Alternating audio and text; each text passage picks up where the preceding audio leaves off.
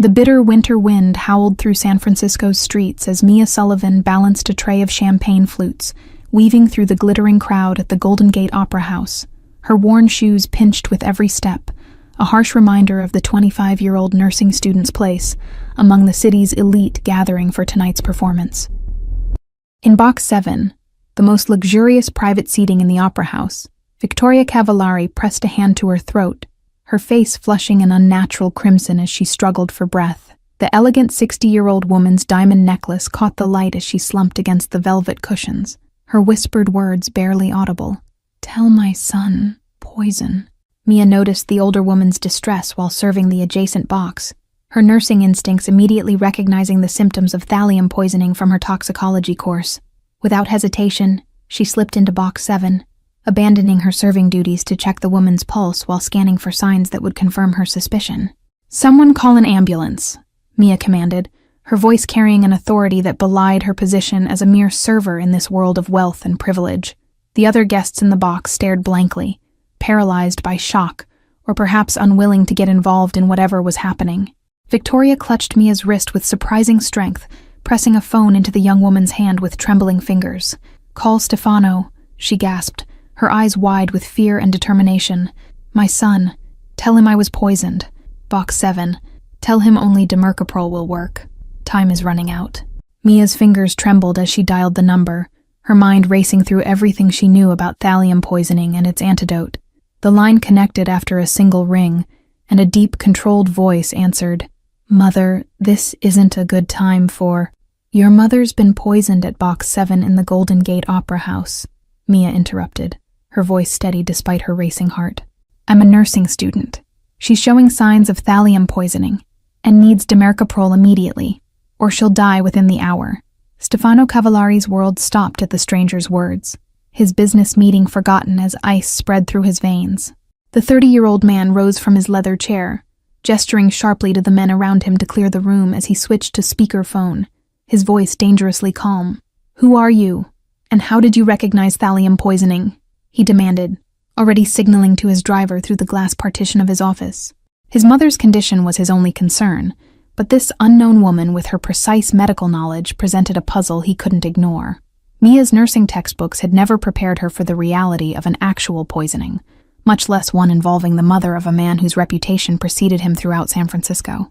"I'm Mia Sullivan, second-year nursing student at SF General," she answered quickly, pressing 2 fingers against Victoria's wrist to monitor her weakening pulse. "Stay with her," Stefano commanded, his voice leaving no room for refusal as the sound of a car engine roared to life in the background. "I'll be there in 8 minutes with the antidote. If you're lying about any of this, you won't live to regret it." Mia felt her breath catch at the thinly veiled threat, but she had no time to dwell on fear as Victoria's condition deteriorated rapidly before her eyes. The paramedics would be too slow with standard protocol, and Mia made a split-second decision that would irrevocably change her life's trajectory. "I need ice, alcohol wipes, and any medication she has in her purse," Mia ordered the stunned companions in the box, her voice cutting through their whispered concerns. She had recognized one of the symptoms unique to thallium. The victims often experienced intense internal heat while their extremities grew cold. The opera continued on stage below, the soprano's haunting aria providing a surreal soundtrack to the life-and-death drama unfolding in Box 7. Mia loosened Victoria's pearl choker and elevated her feet, basic first aid that seemed woefully inadequate against the deadly poison now coursing through the older woman's system. When Stefano Cavallari burst through the door of Box 7 exactly 8 minutes later, the atmosphere changed instantly, as if the air itself recognized the presence of power. His tailored suit couldn't disguise the deadly grace with which he moved, nor could his handsome features mask the dangerous intensity in his eyes. Stefano knelt beside his mother, his face betraying nothing as he assessed her condition with a single glance, before fixing his attention on the young woman in the server's uniform. He produced a small case containing several vials and a syringe, his movements precise and controlled as if he'd done this before. "You're certain it's thallium?"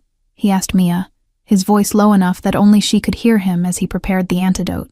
The question held layers of meaning. Was she certain enough to stake her life on this diagnosis? Mia met his gaze without flinching, her chin lifting slightly as she recited the telltale symptoms she had observed. Abdominal pain, peripheral neuropathy, rapidly progressing weakness. the metallic taste she complained of before losing consciousness, and the timing suggests it was in her champagne, which is consistent with thallium's solubility profile. "Hold her still," Stefano instructed, handing Mia the syringe while he cradled his mother's head with unexpected tenderness. Their hands brushed briefly, a fleeting moment of connection that somehow felt significant amidst the chaos surrounding them. Mia administered the dimercaprol with steady hands, her medical training overriding any nervousness she might have felt under Stefano's intense scrutiny. The drug would bind to the heavy metal particles in Victoria's bloodstream, allowing her body to excrete the poison before it could cause permanent damage. Victoria's breathing gradually stabilized as the antidote took effect, color slowly returning to her ashen face while Stefano maintained a protective stance beside her. His eyes, however, never left Mia, studying her with an unreadable expression that made her increasingly aware of how far she'd strayed from her usual world. "The ambulance is 2 minutes out," one of Stefano's men reported from the doorway, his posture deferential but alert, as he scanned the gathering crowd outside Box 7. The opera had ended, and curious onlookers were beginning to notice the commotion. Stefano nodded once, then turned back to Mia with narrowed eyes that seemed to see through her carefully constructed facade of confidence. "You saved my mother's life," he stated matter-of-factly, the words carrying the weight of a debt acknowledged. Sirens wailed outside the opera house as paramedics rushed in with a gurney, their efficient movements creating a buffer between Mia and the intensity of Stefano's presence. She stepped back, suddenly conscious of her wrinkled uniform and the champagne stains on her sleeves. "I should get back to work," Mia murmured, attempting to retreat into anonymity now that professional medical help had arrived. The adrenaline that had carried her through the crisis was beginning to ebb, leaving her lightheaded and uncomfortably aware of her precarious position. Stefano's hand closed around her wrist before she could slip away, his grip firm but not painful as he drew her attention back to him. "Your employment here is terminated," he informed her with quiet authority, ignoring her startled expression as he continued. "You're coming with us to the hospital." "I can't just leave. I need this job," Mia protested, acutely aware of the unpaid bills waiting in her apartment and the tuition payment looming at the end of the month. Her practical concerns sounded trivial, even to her own ears when weighed against a woman's life, but they were her reality. "Your manager has been compensated for your services tonight, with a substantial bonus," Stefano replied, a hint of impatience coloring his tone as the paramedics began moving his mother toward the exit. His eyes flicked meaningfully toward the stage below, where the conductor was taking his final bow. "You didn't save a random socialite tonight," he added in a lower voice, leaning close enough that Mia could detect the subtle scent of expensive cologne beneath the metallic odor of the dimercaprol. "You saved Victoria Cavallari, a name that carries weight in this city for reasons you don't want to understand." The hospital waiting room felt like neutral territory, a sterile environment where the stark differences between Mia's world and Stefano's temporarily faded into the background. She sat across from him, clutching a cup of bitter vending machine coffee that she hadn't tasted, hyper-aware of the two men standing guard near the entrance. "You recognized a poison that most doctors wouldn't identify without extensive tests," Stefano observed, after the silence between them had stretched to uncomfortable lengths. His tone remained conversational, but his eyes were calculating, assessing her with the cool precision of a man accustomed to identifying threats. Mia shifted under his scrutiny, wondering if her quick thinking had placed her in more danger than if she'd simply called 911 and walked away. "I had a professor who specialized in uncommon toxins," she explained, the half-truth slipping easily from her lips. "And this professor taught nursing students to recognize thallium poisoning on sight?" Stefano pressed, his skepticism evident in the slight arch of his eyebrow. He leaned forward, reducing the space between them, as if physical proximity might extract the truth more effectively. Mia dropped her gaze to the linoleum floor, her mind racing to construct a plausible explanation that wouldn't raise more questions. The real story of her obsessive research into poisons after her own mother's suspicious death 3 years ago wasn't something she was prepared to share with this dangerous stranger. "I think the more relevant question is, who would want to poison your mother?" she countered, lifting her eyes to meet his with newfound boldness. If he wanted answers from her, she deserved some in return, especially if those answers might help her understand the situation she'd stumbled into. A flicker of surprise crossed Stefano's face, quickly replaced by something that might have been respect, if not for the dangerous edge underlying it. "Careful, Ms. Sullivan," he warned softly, Curiosity in my world often proves fatal. Is that a threat? Mia asked, her voice steadier than she felt as she set down her untouched coffee. The fluorescent lights overhead cast harsh shadows across Stefano's features, highlighting the tension in his jaw and the vigilance in his posture. Stefano's laugh held no humor, a brief sound that disappeared as quickly as it had emerged. No, that's a fact, he corrected her, checking his watch with deliberate casualness that failed to mask his underlying impatience for news about his mother's condition. The Cavallari family has enemies, he continued after a moment, studying her reaction with unsettling intensity. People who would benefit from my mother's death, or use it as a message meant for me. Mia absorbed this information in silence, the implications settling like ice in her stomach as she processed what he wasn't saying explicitly. The rumors about the Cavallari family's connections to organized crime in San Francisco suddenly felt less like urban legends and more like dangerous truths she couldn't unknow. A doctor appeared at the entrance to the waiting room, his expression carefully neutral as he approached them. Mr. Cavallari, your mother is stable and responding well to treatment, he reported, his eyes flicking briefly, curiously, toward Mia before focusing again on Stefano. The initial intervention was crucial, the doctor continued, his professional tone unable to completely mask his curiosity about the circumstances. Whoever recognized the poison and administered the antidote so quickly almost certainly saved her life. Stefano nodded once, dismissing the doctor with a gesture before turning back to Mia, his expression unreadable as he considered her anew. The tenuous connection formed in crisis had shifted into something more complicated, a debt owed, information shared, and questions raised that neither could easily walk away from. I need to know everything about tonight, he stated rather than asked, his tone making it clear this wasn't a request. Every person who approached Box 7, every server who handled her food and drink, every detail you noticed before she collapsed. 3 days after the poisoning incident, Mia unlocked the door to her cramped studio apartment in the Mission District, freezing at the sight of Stefano Cavallari seated at her tiny kitchen table. The overhead light cast shadows across his sharp features as he studied her nursing textbooks with casual interest. Most people knock, she managed to say, dropping her keys into the ceramic bowl by the door, while mentally cataloging possible escape routes. The contrast between his tailored suit and her secondhand furniture made the room feel even smaller than its already modest dimensions. Security precaution, Stefano replied without apology, gesturing to the empty chair across from him, as if he were the host rather than an intruder. His eyes took in the water stain spreading across her ceiling and the carefully mended curtains with an unreadable expression. Mia remained standing, arms crossed defensively as she waited for an explanation for this invasion of her private space. The thin walls of her apartment suddenly felt inadequate protection against whatever dangerous world had followed Stefano Cavallari to her doorstep. The person who poisoned my mother knows you exist, he stated bluntly, placing a manila folder on the table between them. Your name and address were circulated in certain circles within hours of the incident at the Opera House. Mia felt cold dread settle in her stomach as she finally sank into the chair opposite him, the implications of his words sinking in. Is that supposed to be a threat? Or a warning? She asked, proud that her voice remained steady despite her racing heart. Consider it both, Stefano answered, opening the folder to reveal surveillance photos of Mia leaving her apartment, attending classes, and working at her second job at a 24-hour diner.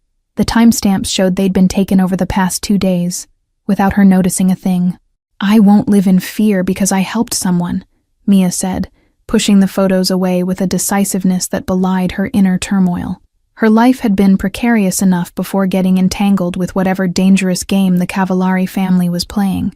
Stefano leaned back in the rickety chair, studying her with newfound interest as he registered her defiance, rather than the expected fear. My family has a compound in Pacific Heights with state-of-the-art security, he said after a moment, his tone making it clear this wasn't merely a suggestion. You expect me to just abandon my life and move in with strangers because of some vague threat? Mia challenged, gesturing around at her small apartment filled with carefully chosen second-hand furniture and medical textbooks purchased with hard-earned money. This may not look like much to you, but it's mine. It won't remain yours for long if you're dead, Stefano countered, his bluntness cutting through her protests. He slid another photo across the table, this one showing a broken lock on her apartment door from earlier that day while she'd been in class. Mia's breath caught as she recognized what the photo represented. Someone had been inside her home today, invading her space just as Stefano had, but with far more sinister intentions. The violation sent a chill down her spine that no amount of righteous indignation could dispel. "Pack whatever you need for 2 weeks," Stefano instructed, rising from the table with the fluid grace of a predator accustomed to having his commands obeyed.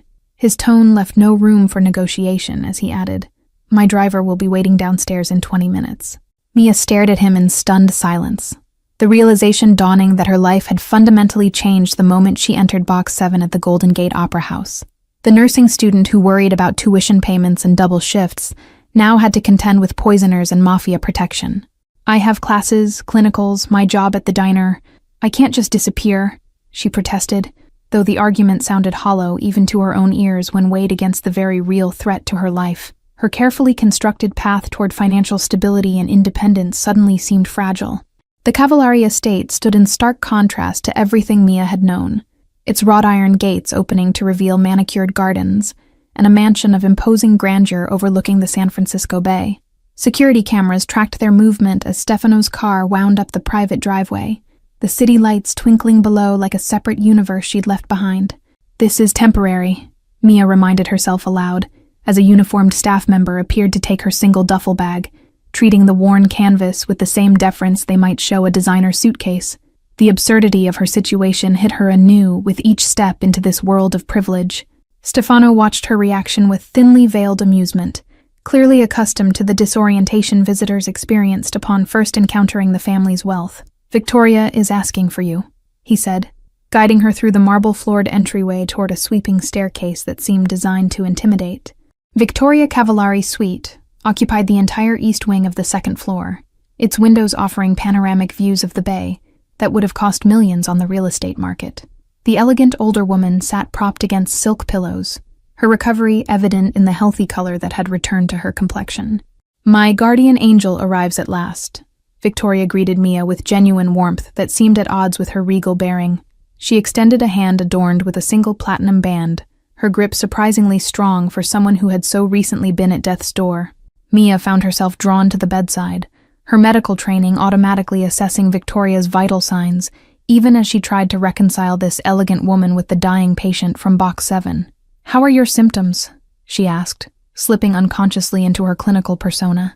"Much improved, thanks to your extraordinary intervention," Victoria replied, her piercing blue eyes, so similar to her son's, studying Mia with undisguised curiosity. "Stefano tells me you're a nursing student with an unusual knowledge of poisons." Mia tensed, aware of Stefano watching the exchange from his position by the doorway, his presence a silent reminder of unanswered questions and growing suspicions. "Just part of my training," she answered carefully, unwilling to reveal how personal her interest in toxicology truly was. A knock at the door interrupted their conversation, and Stefano moved with practiced efficiency to intercept the staff member who entered with an envelope bearing no postmark or return address. The silent exchange and Stefano's immediate tension spoke volumes about the family's ongoing security concerns. "Another warning?" Victoria asked her son with remarkable composure, seemingly unsurprised by the development. Her casual acceptance of danger reinforced Mia's growing understanding that the Cavallari family operated in a world where threats were commonplace rather than extraordinary. Stefano's jaw tightened as he examined the contents of the envelope, his expression darkening before he crossed the room to show his mother while keeping the message hidden from Mia's view. The silent communication between mother and son left Mia feeling distinctly like an outsider, witnessing a private language she couldn't interpret. "It seems our enemies are growing impatient," Victoria observed with the calm detachment of someone discussing weather patterns rather than potential violence. She turned to Mia with renewed interest, adding, "And they're quite curious about you, my dear." Mia felt a chill race down her spine at Victoria's words, suddenly aware that she'd been drawn into something far more dangerous than she'd initially understood. "Why would anyone care about me?" she asked, her voice barely above a whisper in the opulent room.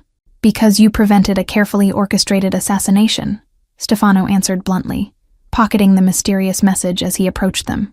"And because they don't know how you were able to recognize the poison so quickly. A question I'm still considering myself." "I told you it was part of my toxicology training," Mia insisted, the lie feeling hollow even to her own ears. Her fingers unconsciously traced the outline of the locket hidden beneath her sweater, the one containing the only photo of her mother she had left. The black evening gown Mia found laid out on her guest room bed a week later seemed to mock her with its elegance and obvious expense. The handwritten note beside it, in Victoria's refined script, offered no opportunity for refusal. The annual Children's Hospital benefit tonight. Your attendance is expected. I can't accept this, Mia protested when Victoria entered the room minutes later, the older woman's recovery evident in her graceful movements and the healthy flush in her cheeks. The past week of living under the Cavallari roof had done little to diminish Mia's discomfort with their casual displays of wealth. Victoria dismissed Mia's objection with a gentle but firm smile that brooked no argument. Consider it practical rather than extravagant. You'll need appropriate attire to blend in at the gala, where you'll be introduced as my new private nurse and companion. The Ritz-Carlton ballroom glittered with San Francisco's elite, the annual benefit drawing together politicians, tech moguls, and old money families in a display of wealth thinly disguised as philanthropy. Mia felt painfully conspicuous despite the designer gown and professionally styled hair that transformed her external appearance. Remember, you're here as family tonight, Victoria murmured as they entered the event. Her arm linked through Mia's in a gesture that appeared affectionate, but served to guide the younger woman through the unfamiliar social terrain. The implicit protection in the gesture wasn't lost on Mia. Stefano materialized beside them with the silent efficiency that still unnerved Mia after a week in his household, his evening attire accentuating the dangerous elegance that set him apart, even in this gathering of powerful people. His hand settled briefly at the small of her back, ostensibly guiding her but effectively claiming her to the observing crowd. "Play along," he whispered against her ear, as he steered her toward a cluster of men whose expensive suits couldn't disguise their predatory assessments of the room. "These are associates who expect to meet my mother's savior, and possibly her would-be killer." Mia's pulse quickened as understanding dawned. This wasn't merely a social obligation, but a deliberate move in whatever dangerous game the Cavallari family was playing. "You're using me as bait," she accused in a whispered hiss, maintaining her smile for the benefit of watching eyes. "I prefer to think of it as strategic positioning," Stefano countered smoothly, his grip on her waist tightening fractionally as they approached the waiting group. "Watch their reactions when I introduce you. Guilt leaves traces even the most practiced liar can't conceal." The introductions passed in a blur of unfamiliar names and calculating gazes. Mia's nerves stretched to breaking point as she searched for any sign of recognition or hostility among the assembled faces. She found herself leaning into Stefano's solid presence despite her earlier anger, instinctively seeking security in this unfamiliar territory. "May I borrow your lovely companion for a dance?" one of the men asked Stefano after the formalities concluded, his smile not quite reaching eyes that had assessed Mia with uncomfortable intensity throughout the introductions. The predatory edge to his courtesy raised goosebumps along her arms. "I'm afraid Ms. Sullivan has promised this dance to me," Stefano replied, with casual authority that concealed the steel beneath his words. Without waiting for a response, he guided Mia toward the dance floor with practiced ease that brooked no opposition. Mia found herself pulled into Stefano's arms as the orchestra began a waltz, his hand splayed possessively across her back as he guided her through steps she'd never learned, but somehow managed to follow under his lead. "That man, August Bianchi, has connections to every criminal enterprise in the city," he informed her, his lips close to her ear under the pretense of intimacy. "Including yours?" Mia challenged, the question slipping out before she could reconsider the wisdom of antagonizing the man currently responsible for her safety. The week spent in the Cavallari household had revealed glimpses of operations that certainly weren't legitimate business ventures. Stefano's laugh held genuine amusement, rather than offense at her boldness. "You're beginning to understand our world, Mia Sullivan," he observed, spinning her gracefully before pulling her closer than strictly necessary for the dance. "Yes, including mine, which is precisely why he's a primary suspect." The morning after the gala, Mia woke to an empty house, the usual bustle of staff notably absent as she made her way through the silent corridors. A single note on the kitchen counter in Stefano's precise handwriting instructed her not to leave the property under any circumstances until his return. Her nursing instincts prickled with unease as she checked Victoria's suite, finding it similarly abandoned with signs of a hasty departure. An open jewelry box, closet doors ajar, and a half-finished cup of tea gone cold on the nightstand. The carefully maintained order of the Cavallari household had been disrupted by something urgent. Mia's phone vibrated with an incoming text from an unknown number. "We have what Cavallari values most. Come alone to Pier 38, Warehouse C. 1 hour." Attached was a photo of Victoria bound to a chair, the timestamp showing it had been taken just 20 minutes ago. Panic clawed at Mia's throat as she tried unsuccessfully to reach Stefano, each unanswered ring increasing her certainty that something had gone catastrophically wrong. The security staff had vanished along with the family, leaving her isolated in the massive house with an impossible decision to make. "This is obviously a trap," she muttered to herself, pacing the marble floors of the entryway while clutching her phone like a lifeline. Yet the image of Victoria, the woman who had welcomed her without question and protected her from unnamed threats, compelled her toward a course of action that defied all logic. 47 minutes later, Mia stood before the weathered exterior of Warehouse C, the sound of lapping waves and distant foghorns creating an eerie soundtrack to what was almost certainly a catastrophic mistake. Her nursing scrubs, the only clothing that felt authentic to her in this situation, offered no protection against the biting wind off the bay, or whatever awaited inside. "Come in, Ms. Sullivan," a voice called from the partially open warehouse door, the casual confidence suggesting they had never doubted her appearance despite the absurdity of their demand. "Victoria Cavallari is quite anxious to see you. She's been most insistent about your special medical knowledge." Mia stepped into the cavernous space, momentarily blinded by the transition from bright morning sunlight to the dim interior illuminated only by dusty windows set high in the walls. The echo of her footsteps on concrete announced her presence more effectively than any introduction. As her eyes adjusted, she made out Victoria seated exactly as shown in the photo, flanked by two men whose expensive suits couldn't disguise their mercenary nature. A third man stood slightly apart, August Bianchi from the gala, his predatory smile now unleashed without the social constraints that had tempered it the previous evening. "You came alone. How touching," Bianchi observed, circling Mia like a shark scenting blood in the water. "Such loyalty to a family you barely know. Or perhaps it's something else drawing you to the Cavallaris." Mia ignored him, focusing instead on Victoria, whose composed expression revealed more strength than fear, despite her compromised position. "Are you hurt?" she asked directly, her medical training automatically assessing the visible signs of the older woman's condition. "Nothing serious, dear," Victoria replied with remarkable dignity, her eyes communicating something Mia couldn't quite interpret. "Though I believe Mr. Bianchi has questions about your remarkable ability to identify poisons, a talent that rather spectacularly ruined his careful plans at the opera." Bianchi's pleasant facade hardened as he grabbed Mia's arm, forcing her attention back to him with bruising pressure. "Indeed, a nursing student who miraculously recognizes thallium poisoning and appears with the perfect antidote seems rather suspicious, doesn't it?" "I don't know what you expect me to say," Mia responded, maintaining a calm she didn't feel as she catalogued potential improvised weapons within reach. The warehouse offered little beyond scattered shipping pallets and rusted equipment that had seen better decades.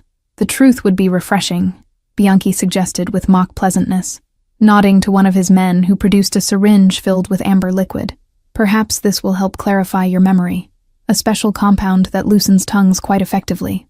Mia recognized the distinctive color of sodium pentothal mixed with a paralytic agent, her specialized knowledge once again revealing itself in the most dangerous possible context. "Truth serum with a neuromuscular blocker," she identified automatically, cursing herself immediately as Bianchi's expression transformed with renewed interest. "Fascinating," he murmured, studying her with the clinical detachment of a scientist observing a particularly interesting specimen.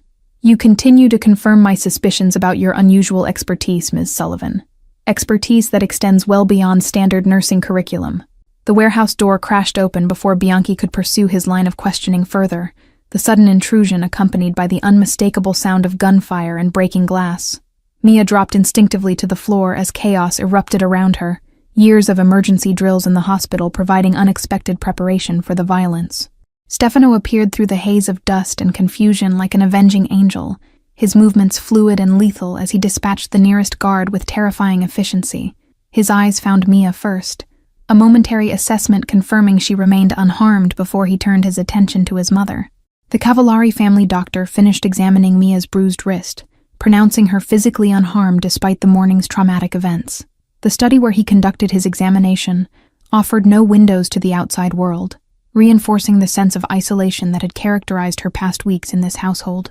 "You shouldn't have gone to the warehouse," Stefano stated flatly once they were alone, his earlier concern now replaced by cold anger as he paced the perimeter of the room. The controlled violence she had witnessed hours earlier remained evident in the tightly coiled tension of his movements. Mia lifted her chin defiantly, refusing to apologize for attempting to save his mother when she believed he had abandoned them both. "I made the only choice I could with the information I had," she countered, exhaustion making her voice sharper than intended. "A choice that nearly got you killed," Stefano snapped, halting his pacing to fix her with an intensity that would have intimidated her weeks ago. Now, having seen the lengths to which he would go to protect his family, she found herself strangely unmoved by his display of temper. "Your mother could have died while you were... where exactly?" Mia challenged, rising from her chair to confront him directly. "You disappeared without explanation, leaving us vulnerable while you were handling whatever business is more important than family safety." Stefano's expression shifted at her words, something almost like respect flickering across his features before he mastered it. "I was meeting with the heads of the other families, securing their support against Bianchi's attempted coup," he explained with unexpected candor. "Other families? You mean other criminal organizations?" Mia clarified, no longer pretending ignorance about the nature of the Cavallari enterprise. The weeks spent under their protection had provided ample evidence of activities that existed well outside legal boundaries. Stefano neither confirmed nor denied her assessment, studying her with renewed interest as he considered her directness. "You've shown remarkable adaptability to our world, Mia Sullivan," he observed, using her full name in a way that somehow felt more intimate than casual address would have been. "I've adapted to survive," she corrected him, unwilling to accept his implied approval of her assimilation into their dangerous reality. "But that doesn't mean I belong here, or that I can stay once Victoria no longer needs medical monitoring." Something flashed in Stefano's eyes at her words, disappointment or perhaps challenge, before he closed the distance between them with deliberate steps. "And where exactly do you think you can go that Bianchi won't find you?" he asked, his voice lowered to a dangerous murmur. "He wanted me because of my connection to your family," Mia pointed out logically, refusing to retreat despite his proximity. "Remove that connection, and I become irrelevant to whatever power struggle is happening in your world. Is that what you think happened today?" Stefano asked, genuine curiosity coloring his tone as he studied her with the intensity that still made her heart rate accelerate despite her best efforts at detachment. "That Bianchi targeted you merely as leverage against me?" Confusion flickered across Mia's features as she processed his question, uncertainty replacing her earlier conviction. "Why else would he be interested in a nursing student with no connections or resources?" she asked, genuine bewilderment evident in her voice. "Because you recognized a poison that most medical professionals wouldn't identify without extensive testing," Stefano replied, watching her reaction carefully as he continued. "Because you knew the exact antidote and how to administer it without hesitation or reference materials." Mia felt the blood drain from her face as his implication became clear. Stefano had never stopped investigating her background or questioning her story about toxicology training. "What are you suggesting?" she asked, her throat suddenly dry as the conversation ventured into territory she had carefully avoided for 3 years. "I'm suggesting that Bianchi recognized what I suspected from the beginning," Stefano answered, his gaze never leaving her face as he delivered his theory. "Your knowledge of poisons isn't academic, Mia. It's personal, intimate, and born from experience rather than textbooks." The truth Mia had buried beneath layers of careful fabrication threatened to surface under his relentless scrutiny. Memories of her mother's slow, agonizing death at the hands of a stepfather whose patience had finally run out. 3 years of research, of obsessively learning to identify the poisons that had stolen her mother gradually enough to avoid suspicion, all of it exposed by a chance encounter at an opera house. "My mother was poisoned 3 years ago," Mia finally confessed as dawn broke over the San Francisco skyline, the night spent in painful revelations leaving her emotionally exhausted, but somehow lighter. "My stepfather administered increasing doses of arsenic over months, making it look like a wasting disease while collecting her life insurance." Stefano remained silent beside her on the terrace, offering the rare gift of undivided attention without judgment as she unburdened herself of secrets long held close. The morning light softened his features, revealing a complexity she hadn't allowed herself to acknowledge until now. "I couldn't prove it.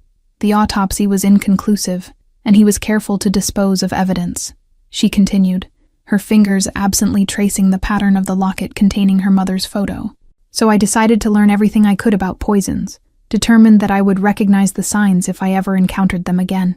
And then, you walked into Box 7 and saved my mother from a similar fate." Stefano observed quietly, the coincidence or destiny of their meeting hanging between them unanswered. He reached for her hand, the gesture tentative in a way that seemed at odds with his usual confidence. Victoria found them still on the terrace an hour later, her keen eyes missing nothing about their linked hands or the emotional intimacy evident in their posture. "I see you've finally stopped circling each other like wary predators," she commented with maternal satisfaction, joining them at the railing overlooking the bay. "Mia has shared her story," Stefano explained simply, the loaded statement conveying volumes about newfound trust that Victoria seemed to understand without further elaboration. The unspoken communication between mother and son reminded Mia painfully of what she had lost. "Then, perhaps it's time we share ours completely," Victoria suggested, her gaze shifting to Mia with unexpected vulnerability. "The Cavallari family has existed in shadows for generations, but shadows can provide cover for transformation as well as concealment."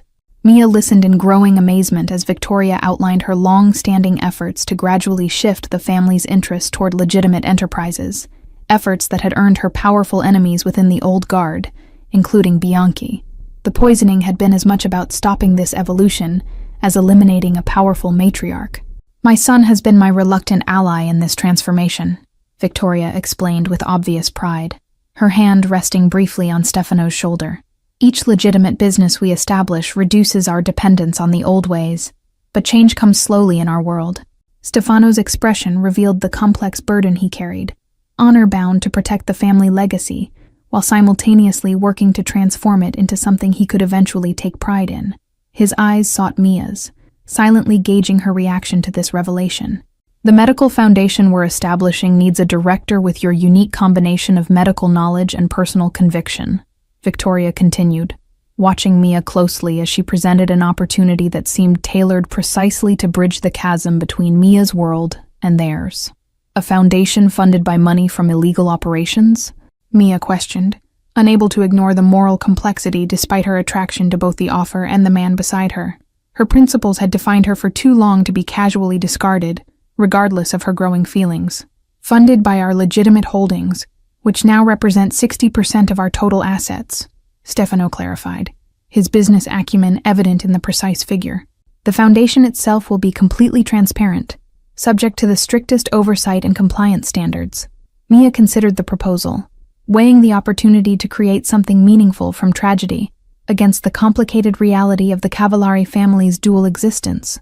"I would need complete autonomy in medical decisions," she stated, surprising herself with the implicit acceptance underlying her conditional response.